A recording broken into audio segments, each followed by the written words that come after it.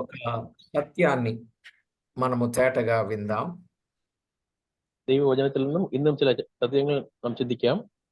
పరిశుద్ధ గ్రంథమైన బైబిల్లో సమూయేలు 2వ గ్రంథం 23వ అధ్యాయం 1 నుండి 4 వచనాలు చదువుకుందాం. ഇന്നത്തെ ചിന്തയ്ക്ക് ആധാരമായി ശമൂവേലിന്റെ 2ാം പുസ്തകം 23ാം അധ്യായത്തിന്റെ ആദ്യത്തെ 4 വാക്യങ്ങൾ നാം വായിക്കാം. ప్రతి ఒక్కరు కూడా లేఖనాలను తెరచి చూసే ప్రయత్నం చేయండి, ప్రభు వాక్యము ద్వారా మనతో మాట్లాడునట్లు. ഏവരും ദൈവവചനത്തെ വേദപുസ്തകത്തിൽ തുറന്ന് നോക്കണമെന്ന് ദൈവനാമത്തിൽ അപേക്ഷിച്ചു കൊള്ളുന്നു. ദൈവം സംസാരിക്കട്ടെ. దావీదు రచించిన చివరి మాటలు ఇవే. యెషీ కుమారుడగు దావీదు పలికిన దేవోక్తి ఇదే. యాకోబు దేవుని చేత అభిషక్తుడై మహాధిపత్యము నొందినవాడును, ఇశ్రాయేలీల స్తోత్ర గీతములను మధుర గానము చేసిన గాయకుడునగు దావీదు పలికిన దేవోక్తి ఇదే. యెహోవా ఆత్మ నా ద్వారా పలుకుచున్నాడు, ఆయన వాక్కు నా నోట ఉన్నది. ఇశ్రాయేలీల దేవుడు సెలవిచ్చుచున్నాడు, ఇశ్రాయేలీలకు ఆశ్రయదుర్గమగువాడు నా ద్వారా మాట్లాడుచున్నాడు. మనుషులను ఏలునొకడు పుట్టును, అతడు నీతిమంతుడై దేవుని యందు భయభక్తులు కలిగి ఏలును. ఉదయకాలపు సూర్యోదయ కాంతి వలెను, మబ్బు లేకుండా ఉదయించిన సూర్యుని వలెను, వర్షము కురిసిన పిమ్మట నిర్మలమైన కాంతి చేత భూమిలో నుండి పుట్టిన లేత గడ్డి వలెను అతడు ఉండును. చదవబడిన ఈ లేఖనం కొరకై ప్రార్థన చేసి వాక్యాన్ని ధ్యానం చేద్దాం. വായിച്ച വേദഭാഗത്തിൽ നിന്നും നാം പ്രാർത്ഥിച്ച ശേഷം ചിന്തിക്കാം. పరిశుద్ధుడా, పరమందు ఆసీనుడా, పుణ్యాత్ముడా, పరమాత్ముడా, మహోన్నతుడా, మీ ఘననామానికి స్తోత్రం. പരിശുദ്ധനും പരിശുദ്ധ സ്ഥലങ്ങളിൽ വസിക്കുന്നവനും ഉന്നതനും ഉയർന്നവനുമായിരിക്കും ഞങ്ങളുടെ സ്വർഗീയ പിതാവാം ദൈവമേ, അങ്ങയുടെ നാമത്തിന് സ്തുതിക്കുന്നു. మా ప్రభువా, మీ గొప్ప కార్యమును బట్టి, ఉన్నతమైన కార్యమును బట్టి కృతజ్ఞతా స్తుతి స్తోత్రాలు, వేలాది వందనాలు మీ నామమునకే చెల్లించుచూ ఉన్నాము. കർത്താവേ, അങ്ങ് ഞങ്ങളുടെ ജീവിതത്തിൽ ചെയ്ത സകല ഉന്നതമായ വലിയ ഉപകാരങ്ങളെ ഓർത്ത് ഞങ്ങൾ സ്തോത്രം ചെയ്യുന്നു. చదవబడిన లేఖన భాగమును దీవించి అందున్నటువంటి సంగతిని, సత్యాన్ని తేటగా మాకందించి మీరే మహిమ, ఘనత, ప్రభావములను ఆరోపించుకొనమని మా ప్రభు అయిన యేసు క్రీస్తు నామమున వేడుచూ ఉన్నాం మా పరమ తండ్రి. വായിച്ച വേദഭാഗത്തെ അനുഗ്രഹിച്ച് ഞങ്ങളോട് വ്യക്തമായും സ്പഷ്ടമായും സംസാരിച്ച് അങ്ങേക്ക് മഹത്വം കൊണ്ടുവന്നവരായി ജീവിക്കുവാൻ സഹായിക്കണമെന്ന് ചോദിച്ചുകൊണ്ട് మా ప్రభు రక్షకుడైన యేసు క్రీస్తు నామమున వేడుచూ ఉన్నాము తండ్రి. ഞങ്ങളുടെ രക്ഷിതാവും കർത്താവുമായ യേശു ക്രിസ്തു നാമത്തിൽ കേൾക്കുന്നു പിതാവേ, ఆమేన్. ఆమేన్. ప్రభునందు ప్రియులారా, దావీదు తన మరణకాలము సమీపించినప్పుడు తన కుమారుడైన సొలొమోనుకు చాలా సంగతులు చెప్పాడని మనం విన్నాం. ദാവീദിന്റെ മരണകാലം സമീപിച്ചപ്പോൾ തന്റെ മകനായ ശലോമോനോട് ധാരാളമായ കാര്യങ്ങൾ പറഞ്ഞു കൊടുത്തതിനെ കുറിച്ച് നാം വായിച്ചു ചിന്തിച്ചു. అదే సమయంలో తాను మరణించక ముందు తన పితరులకు సేవ చేసి నిద్రించాడని మనం విన్నాం. അതേപോലെ തന്നെ അവൻ മരിക്കുന്നതിന് മുൻപേ തന്റെ പിതാക്കൾക്ക്, തന്റെ തലമുറയിലുള്ളവർക്ക് ശുശ്രൂഷ ചെയ്ത ശേഷം മരിച്ചു എന്ന് നാം വായിച്ചു. ఎలాంటి సేవ చేశాడో, మనము ఎవరికి సేవ చేశాడో, ఆ సేవలో తాను ఎలాగున్నాడో ఆ వివరాలు మనము గత వర్తమానంలో విన్నాం. കഴിഞ്ഞ നാളുകളുടെ പഠനത്തിൽ ദാവീദ് ഏതൊക്കെ വിധമായ ശുശ്രൂഷകൾ ചെയ്തു, ആർക്കൊക്കെ ചെയ്തു എന്നുള്ള వివరంగా നാം പഠിച്ചു. ఇప్పుడు మనము చదువుకున్న ఈ వచన భాగంలో దావీదు రచించిన చివరి మాటలు ఇవే. అంటే ఆయన అవసాన కాలములో, ఆయన ఈ లోకాన్ని విడిచి వెళ్ళిపోయే సమయంలో ఆయన పలికిన చివరి మాటలు. ദാവീദിന്റെ അവസാന നാളുകളിൽ ഈ ലോകത്തിൽ നിന്ന് കടന്നു പോകുന്ന മുൻപേ അവൻ പറഞ്ഞ ചില ഒടുവിലത്തെ വാക്കുകളാണ് നാം വായിച്ച ఈ వాక్యాలు. ఏ ఒక్కరి జీవితంలోనైనా చివరి మాటలు చాలా ముఖ్యమైనవి, ప్రాముఖ్యమైనవి. వాటిని గోల్డెన్ వర్డ్స్ అంటారు కదా. ഏതൊരു വ്യക്തിയുടെ ജീവിതത്തിലും താൻ പറയുന്ന ഒടുക്കത്തെ നാളുകളിൽ പറയുന്ന വാക്കുകൾ പ്രാമുഖ്യം, അതിനെക്കുറിച്ച് പറയുമ്പോൾ గోల్డెన్ వర్డ్స్ എന്ന് നാം പറയുന്നതുണ്ട്. ఆ దావీదు చివరి మాటలు పలికినట్లు బైబిల్ గ్రంథంలో చివరి పలుకులు పలికిన వారు దాదాపు చాలా మందినే ఉన్నారు. ఓ 21 మంది వారి చివరి పలుకులు చాలా విశేషమైనవిగా చూస్తాం. ദാവീദ് മാത്രമല്ല, ഇതുപോലെ ഒടുവിലത്തെ കാര്യങ്ങൾ പറഞ്ഞവരെ കുറിച്ച് 20 അധികമുള്ള ആളുകളെ കുറിച്ച് വചനത്തിൽ കാണുവാൻ സാധിക്കുന്നു. వాటిని పసిడి పలుకులు లేక ఆణిముత్యాలు అనే మాటలు వాడుతూ ఉంటారు. ഇവരെ കുറിച്ച് പറയുമ്പോൾ അവർ മുഖ്യമായവരും അവർ ആണികളിൽ അടിച്ചെഴുതപ്പെട്ട വാക്കുകൾ പറഞ്ഞവരെ പോലെയും നാം വായിക്കുന്നു. కాబట్టి ఇక్కడ మనము చదువుకున్న ఈ దావీదు పలికిన లేక రచించిన చివరి మాటలు, దావీదు పలికిన దేవోక్తి. మొదటి వచనం, యాకోబు దేవుని చేత అభిషక్తుడై మహాధిపత్యము నొందిన వాడును, ఇశ్రాయేలీల స్తోత్ర గీతములను మధురగానము చేసిన గాయకుడునగు దావీదు పలికిన దైవోక్తి ఇదే అన్నాడు. അവിടെ നാം വായിക്കുന്നത് ഇപ്രകാരം, ദാവീദിന്റെ അന്ത്യ വാക്കുകൾ ആവിതു, ഇസ്രായേൽ പുത്രൻ ദാവീദ് ചൊല്ലുന്നത് ഒന്നും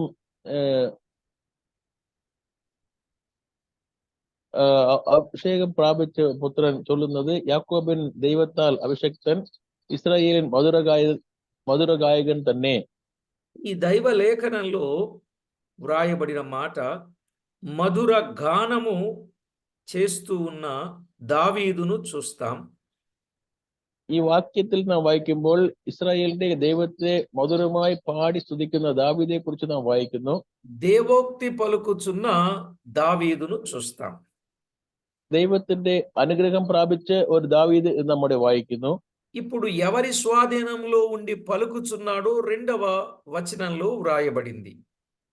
ഇപ്പോൾ ഈ വാക്കുകളെല്ലാം ആരുടെ സ്വാധീനത്തിൽ നിന്ന് സംസാരിക്കുന്നു എന്നുള്ളത് 2ാം വാക്യം വായിക്കുമ്പോൾ നാം കാണാൻ സാധിക്കുന്നു. యెహోవా ఆత్మ నా ద్వారా పలుకుచున్నాడు, నా ద్వారా పలుకుచున్నాడు అని చెప్తా ఉన్నాడు. അവിടെ നാം വായിക്കുന്നു, യഹോവയുടെ ആത്മാവ് എന്നിൽ സംസാരിക്കുന്നു, എൻ മുഖാന്തരം സംസാരിക്കുന്നു. అంటే ఆత్మ స్వాధీనములో ఉన్న దావీదు. വേറൊരു വാക്കിൽ പറഞ്ഞാൽ ആത്മാവിന്റെ స్వాధీనത്തിൽ ఉట్పట్టిరిക്കുന്ന దావీదు. దేవోక్తి పలుకుచున్న దావీదు, మధుర గానము చేస్తున్న దావీదు, ఆత్మ స్వాధీనములో ఉండి పలుకుచున్న దావీదు. ദൈവത്തിന്റെ ആത്മാവിന്റെ സ്വാധീനത്തിലുള്ള ദാവീദ്, ദൈവത്താൽ അനുഗ്രഹിക്കപ്പെട്ട ദാവീദ്, ഇസ്രായേലിന്റെ മധുരഗായകനായ ദാവീദ്. ఆయన వాక్కు నా నోట ఉన్నది అంటే దైవ వాక్కు పలుకుచున్న దావీదు. അവന്റെ വചനം എന്റെ നാവിന്മേൽ ഇരിക്കുന്നു എന്ന് പറയുമ്പോൾ ദൈവ വചനം ഇരിക്കുന്ന ദാവീദ് നാം ചിന്തിക്കാം. ఆయన పలికిన చివరి మాటలలో అమూల్యమైనటువంటి సత్యాన్ని మనము చూస్తూ ఉన్నాం. താൻ പറഞ്ഞ ഒടുവിലത്തെ നാളുകളിൽ പറഞ്ഞ വാക്കുകളിൽ നിന്നും വിലയേറിയ ചിന്തകൾ നാം ചിന്തിക്കുവാൻ സാധിക്കും. ఒక్కొక్క విషయాన్ని మనం ఆలోచన చేస్తే, ഓരോന്നായി ചിന്തിക്കുമ്പോൾ ఇశ్రాయేలీయుల దేవుడు సెలవిచ్చుచున్నాడు అంటే దేవుడు సెలవిచ్చేవి, ఆత్మ ద్వారా పలికించేవి, ఆయన వాక్కు ఆయన మాట్లాడుచూ ఉన్నాడు. ഇസ്രായേലിന്റെ മധുരഗായകനായ ദാവീദ് പറയുന്നു എന്ന് പറഞ്ഞാലും അത് കർത്താവിന്റെ ആത്മാവ് മുഖാന്തരം ദൈവത്തിന്റെ അഭിഷക്തനായ ദാവീദിൻ വഴിയായി കർത്താവിന്റെ നാമത്തെ മഹത്വപ്പെടുത്തുന്ന വാക്കുകൾ അവൻ സംസാരിക്കുന്നു. మనుషుల నేలు నొకడు పుట్టును, అతడు నీతిమంతుడై దేవుని యందు భయభక్తులు కలిగి ఏలును అని మనం చూస్తున్నాం. മാത്രമല്ല 3ാം വാക്യത്തിൽ വായിക്കുമ്പോൾ അവൻ ഇസ്രായേലിൽ പാറ എന്നോട് അരുളി ചെയ്ത്, മനുഷ്യരെ നീതിമാനായി ഭരിക്കുന്നവൻ ఇదివరకు పుట్టిన వారిలో నీతిమంతుడు ఎవరు లేరు, కానీ ఒకడు నీతిమంతుడు పుడతాడు, ఆయన యందు భయభక్తులు కలిగినటువంటి వాడై ఆయన ఏలుబడి చేస్తాడు అని చెప్పిన సత్యాన్ని మనం చూడగలం. ഇതുവരെ ലോകത്തിൽ ജനിച്ചവരിൽ നീതിമാനായി ആരും ജനിച്ചിട്ടില്ല. നീതിമാനായി ജനിച്ചവൻ മാത്രമല്ല, നീതിയായി ലോകത്തെ ഭരിക്കുന്നവനും നമ്മുടെ കർത്താവായ യേശു ക്രിസ്തുവിനെ കുറിച്ച് ദാവീദ് രേഖപ്പെടുത്തുന്നു. కనుక ఈ విషయాన్ని గూర్చి మనము కొద్దిగా ఆలోచన చేసినప్పుడు ఇందు అమూల్యమైన సత్యం మనకి కనబడుతూ ఉంది. ഈ കാര്യങ്ങളെ കുറിച്ച് ഓരോന്നായി നാം ചിന്തിക്കുമ്പോൾ വിലപ്പെട്ട ആത്മീയ സത്യങ്ങൾ നാം കണ്ടുകൊള്ളുവാൻ സാധിക്കുന്നു. ఇప్పుడు ఈయన పలికే ఈ కీర్తన గ్రంథములో లేదు. താൻ എഴുതിയ ഈ വചനഭാഗം സങ്കീർത്തന പുസ്തകങ്ങൾ നാം കാണുവാൻ സാധിക്കുകയില്ല. దీనిని చివరి మాటలు లేక చివరి కీర్తన అని చెప్పవచ్చు. ഇത് തന്റെ ഒടുവിലത്തെ നാളുകളിലെ വാക്കുകൾ അല്ലെങ്കിൽ ഒടുവിലായി പാടിയ പാട്ട് എന്ന് നാം പറയുവാൻ സാധിക്കും. గత అధ్యాయమందలి కీర్తన చాలా కాలమునకు ముందు రచించింది అని ഈ അധ്യായ బైబిల్ గ్రంథములో ఉన్న కొన్ని కీర్తనలను గూర్చిన విషయాలు మనము చూడవచ్చు. ഈ അധ്യായത്തെ നാം പരിശോധിക്കുമ്പോൾ വളരെ നാളുകൾക്ക് മുൻപ് താൻ എഴുതിയ ഒരു പാട്ടായും വചനത്തിൽ നടക്കുവാൻ ഉള്ള കാര്യങ്ങളെ രേഖപ്പെടുത്തുന്ന ഒരു വചനഭാഗമായും നാം ഈ അധ്യായത്തെ കാണുവാൻ സാധിക്കും.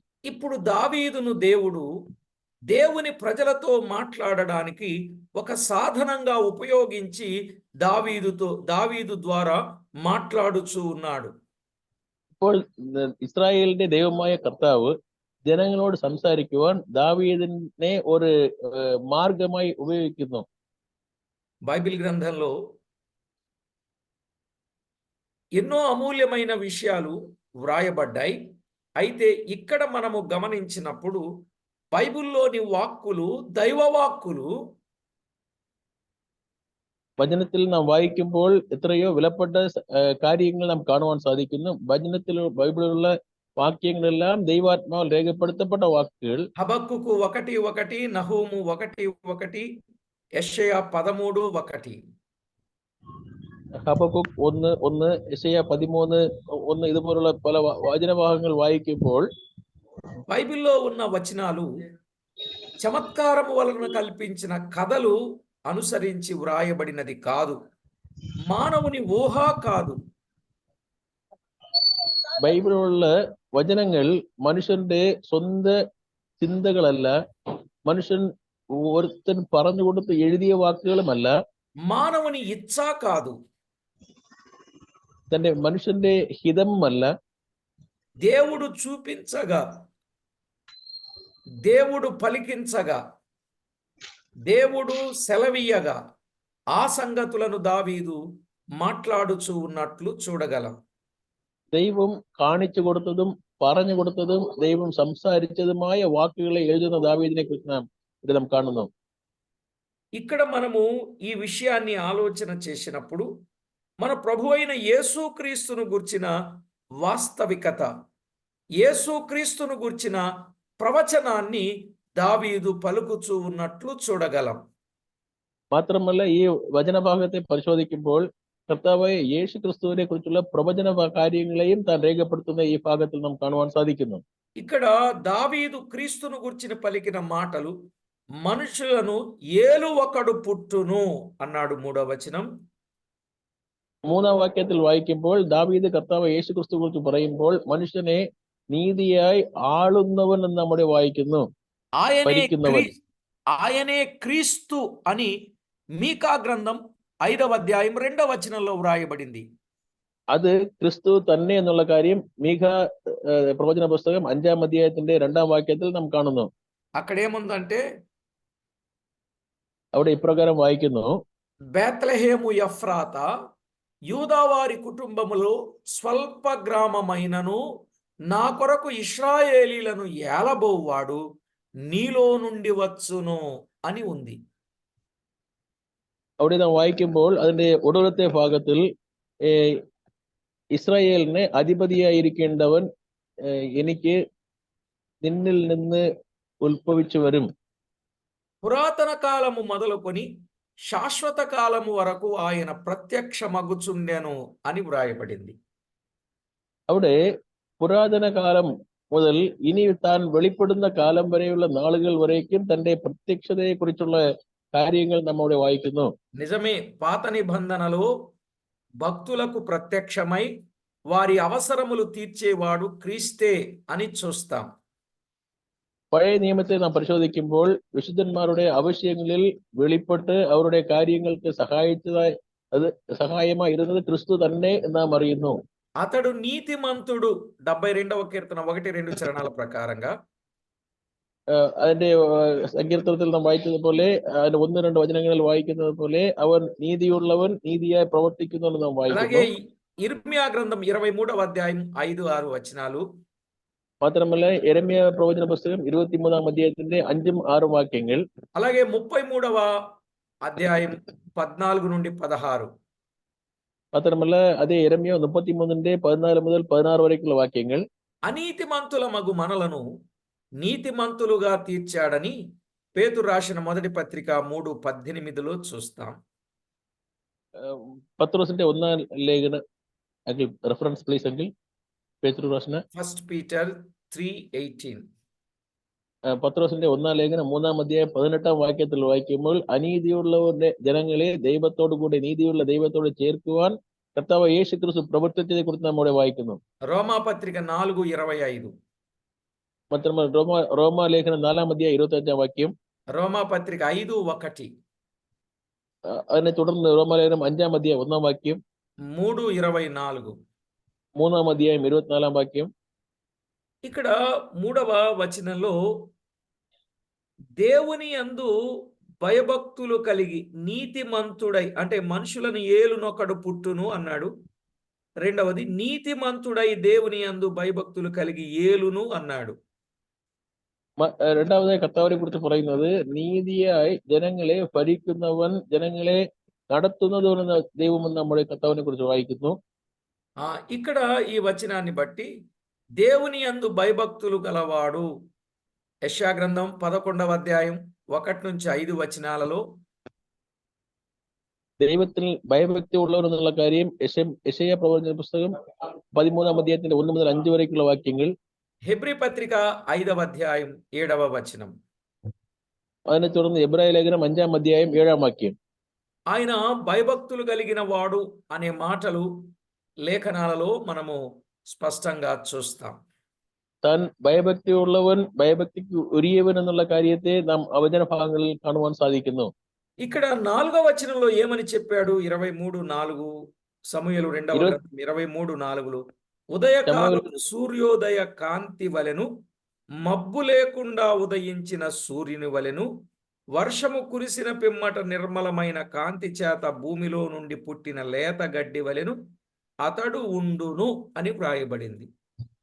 കർത്താവ് എങ്ങനെ തന്റെ ജനങ്ങളോട് കൂടെ ഇരിക്കുന്നു എന്നുള്ള കാര്യം 23-ാം അധ്യായത്തിൽ 4-ാം വാക്യത്തിൽ നാം വായിച്ചു. ఈ వచన భాగాలను బట్టి మనము చూస్తే అతడు నీతి సూర్యుడు అని మనకు అర్థమవుతుంది. ഈ വചനത്തിൽ നാം താരതമ്യപ്പെടുത്തി നോക്കുമ്പോൾ താൻ നീതിയുടെ സൂര്യൻ എന്നുള്ളത് നാം അറിയുന്നു.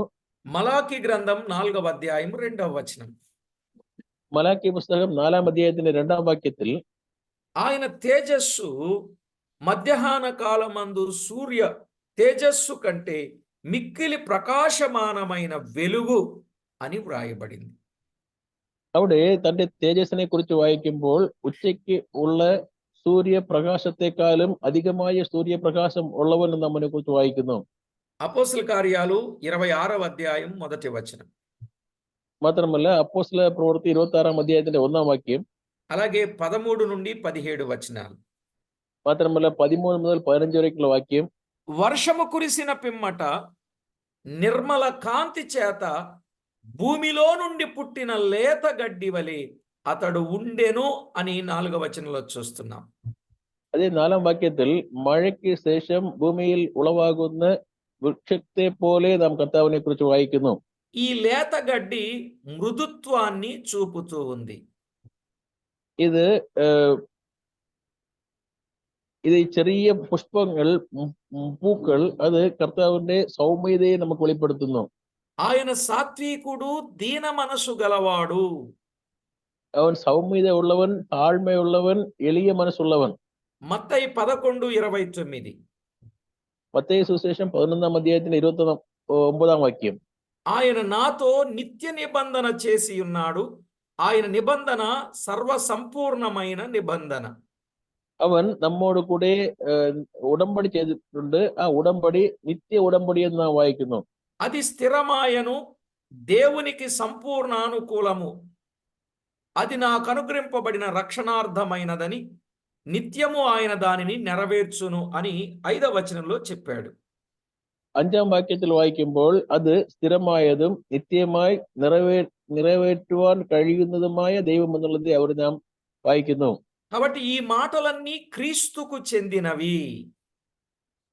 മാത്രമല്ല ഈ വാക്കുകളെല്ലാം ക്രിസ്തുവിനെ അടയാളപ്പെടുത്തുന്ന വചനങ്ങളായി നാം കാണുന്നു. దావీదుతో చేసిన నిత్య నిబంధన, దావీదునోട് ചെയ്ത నిత్య ఉడంబడి, నీ సంతతిని హెచ్చించి రాజ్యమును అతనికి స్థిరపరచుదును అని అన్నాడు. നിന്റെ സന്തതിയെ ഉയർത്തി അവരുടെ കരങ്ങളിൽ രാജ്യത്തെ സ്ഥിരപ്പെടുത്തും എന്ന് പറയുന്നു. అతని రాజ్య సింహాసనమును నేను నిత్యముగా స్థిరపరచెదను అన్నాడు. അവന്റെ രാജ്യത്തിന്റെ സിംഹാസനത്തെ ഞാൻ നിത്യകാലമായി സ്ഥിരപ്പെടുത്തുമെന്ന് കർത്താവ് പറഞ്ഞിരിക്കുന്നു. నేను అతనికి తండ్రినై ఉందును, అతడు నాకు కుమారుడై ఉండును అని చెప్పాడు. ഞാൻ അവന് പിതാവായിരിക്കും, അവൻ എന്റെ കുമാരനായിരിക്കും എന്ന് കർത്താവ് പറഞ്ഞു. 7:12-14 7:12 മുതൽ 14 വരെയുള്ള വാക്യങ്ങൾ. హెబ్రీ పత్రిక 1:5 హెబ్రాయ ലേഖനം 1ാം അധ്യായം 5ാം വാക്യം. నిత్య రాజ్యము నిత్య సింహాసనం అనునది సొలొమోనులో కాదు గాని క్రీస్తులోనే నెరవేరునది. നിത്യരാജ്യം, നിത്യസിംഹാസനം എന്ന് പറയുന്നത് ശലോമോനിൽ അത് നിവർത്തിച്ചില്ല, കർത്താവായ ക്രിസ്തുവിൽ അത് നിറവേറുന്ന കാര്യങ്ങളാകുന്നു. లూకాసు వార్త 1:32-33 వచనాలు. ലൂക്കാസ് സുവിശേഷം 1ാം അധ്യായം 32-33 వాక్యങ്ങൾ. ఆయన గొప్పవాడై సర్వోన్నతునికి దేవుని కుమారుడు అనబడును అని చెప్పాడు. അവൻ സർവ ഉന്നതമായിരിക്കുന്നു, ദൈവത്തിന്റെ പുത്രൻ എന്ന് വിളിക്കപ്പെടുമെന്ന് പറയുന്നു.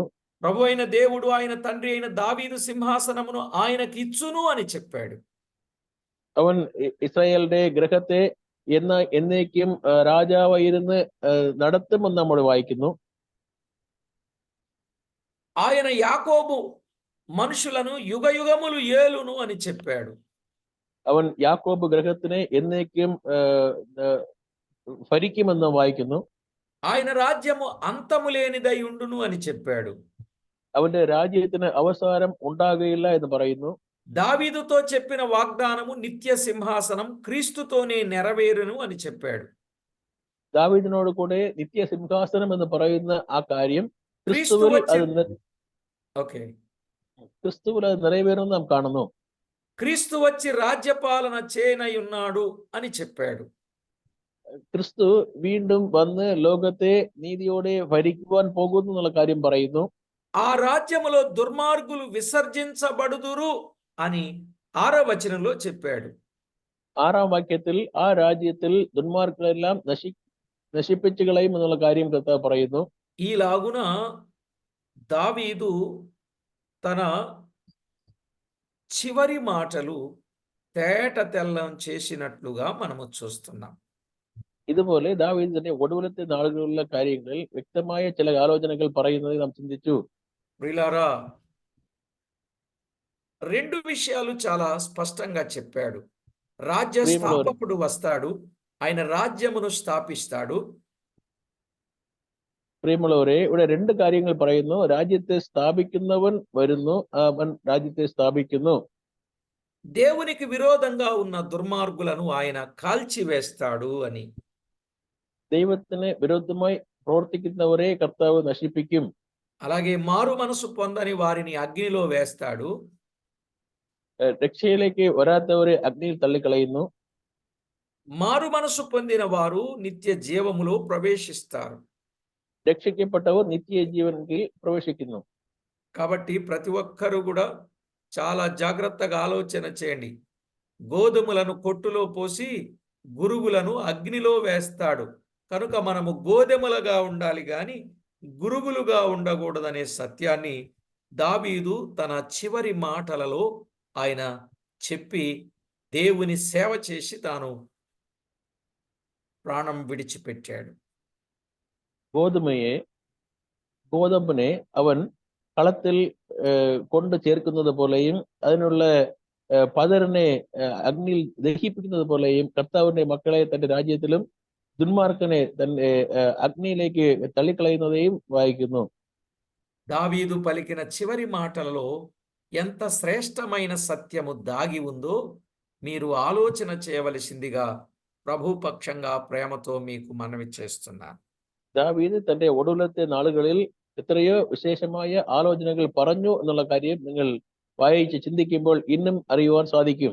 ఇలాగున బైబిల్ గ్రంథములో యాకోబు పలికిన చివరి మాటలు, యేసేపు పలికిన చివరి మాటలు, మోషే పలికిన చివరి మాటలు, కాలేబు పలికిన చివరి మాటలు, యెహోషువ పలికిన చివరి మాటలు, సంసోను పలికిన, ఏలీ పలికిన, సౌలు పలికిన, ఇలాగున ఎంతో మంది పలికిన చివరి మాటలు ఉన్నాయి.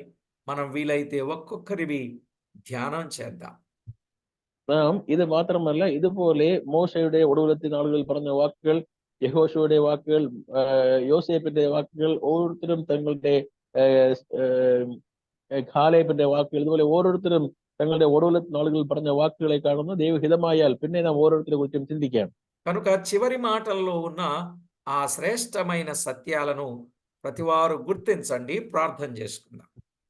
അതുകൊണ്ട് ഈ ഒടുവിലത്തെ നാളുകളിൽ പറഞ്ഞ ഭാഗങ്ങളിലുള്ള విశేషమైన ఆత్మీయ సత్యങ്ങൾ ఓరోరుతరు మనసులాక్కికొള്ളുగ నాం ഇപ്പോൾ ప్రార్థిക്കാം. ఏది ఏమైనా దావీదు చివరి మాటలు చాలా శ్రేష్టమైనవి, అమూల్యమైనవి, విలువైనవి, గోల్డెన్ వర్డ్స్, అమూల్యమైన എന്തായാലും ദാവീദിന്റെ ഒടുവിലത്തെ നാളുകളിൽ പറഞ്ഞ വാക്കുകൾ അത് ശ്രേഷ്ഠമായതും വിലയേറിയ വാക്കുകൾ, അതിനെ പൊന്മൊഴികൾ എന്ന് നാം പറയുവാൻ സാധിക്കും.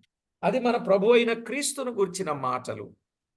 അത് നമ്മുടെ കർത്താവ് യേശു ക്രിസ്തുവിനെ കുറിക്കുന്ന വാക്കുകളാകുന്നു. ఎంత శ్రేష్టమైన మాటలు పలికాడో మనం విని మనము కూడా చివరి దశలో మంచి మాటలు, మేలైన మాటలు, ప్రయోజనకరమైన మాటలు, ప్రభువు మాటలే పలికే వారిగా ఉండాలనే సత్యాన్ని ఈ భాగంలో మనం నేర్చుకోవచ్చు. നാമും നമ്മുടെ ഒടുവിലത്തെ നാളുകളിൽ ദാവീദ് സംസാരിച്ചതുപോലെ കർത്താവിനെ കുറിച്ച് ശ്രേഷ്ഠമായും ധാരാളമായും നാം സംസാരിക്കുവാൻ കടമപ്പെട്ടിരിക്കുന്നുള്ള ഇതിൽ നിന്ന് പഠിച്ചുകൊള്ളുന്നു. ప్రార్థన చేసుకుందాం. పరిశుద్ధుడవైన మా తండ్రి, మీకు స్తోత్రం. పరిశుద్ధుడైన ഞങ്ങളുടെ పరమపితావే, അങ്ങేకి స్తోత్రం. మా జీవితంలో మేము చివరి మాటలు మీ మాటలే పలికే వారిగా మమ్మను సిద్ధపరచమని కోరుచు, ഞങ്ങളുടെ ജീവിതത്തിൽ ഒടുവിലത്തെ നാളുകളിൽ സംസാരിക്കുന്ന വാക്കുകൾ അങ്ങയുടെ വാക്കുകളായി ഇരിക്കുവാൻ സഹായിക്കണമെന്ന് ചോദിച്ചുകൊണ്ടും, దావీదు పలికిన చివరి మాటలలో శ్రేష్టమైన పాఠం మాకు నేర్పినందుకు స్తోత్రము చెల్లించుచు, ദാവീദ് പറഞ്ഞ ഒടുവിലത്തെ നാളുകളിൽ പറഞ്ഞ വാക്കുകളിൽ നിന്ന് ഞങ്ങൾക്ക് പഠിപ്പിച്ചിരുന്ന ആത്മീയമായ വിലയേറിയ വാക്കുകൾക്കായി സ്തോത്രം പറഞ്ഞുകൊണ്ടും, మా ప్రభు అయిన యేసుక్రీస్తు నామమున ప్రార్థించి స్తుతించి వినయమై వేడుచూ ఉన్నాం మా పరమ తండ్రి. ഞങ്ങളുടെ കർത്താവായ യേശു ക്രിസ്തു നാമത്തെ സ്തുതിച്ച് സ്തോത്രത്തിലുണ്ട് ഞങ്ങളുടെ ആവശ്യങ്ങളെ പ്രാർത്ഥനയോടെ സമർപ്പിക്കുന്നു പിതാവേ. ఆమేన్. ആമേൻ.